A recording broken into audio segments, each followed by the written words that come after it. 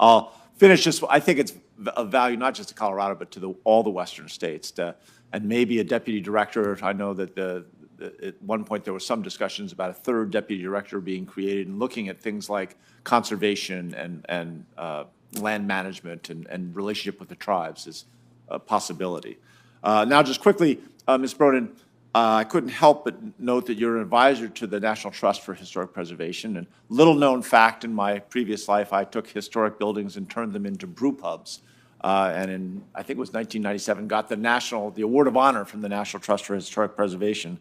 And I saw that you're, as an advisor, that just wanted to ask you a question as to the role of historic preservation in economic development. And you only got about 10 seconds, so we'll give you an extra 10 seconds if the chair will allow you to run over just a little bit.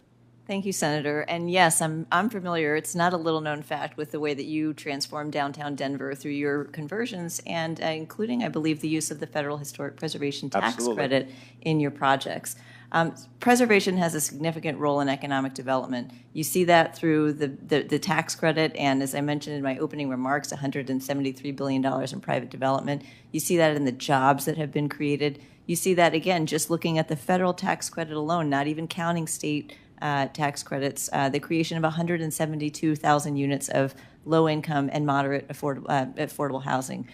So besides the rehabilitation jobs, besides the jobs that your projects and others around the country have created, we see heritage tourism being a tremendous force already, one that is increasingly jeopardized by disaster response issues that I'm happy to talk about maybe later.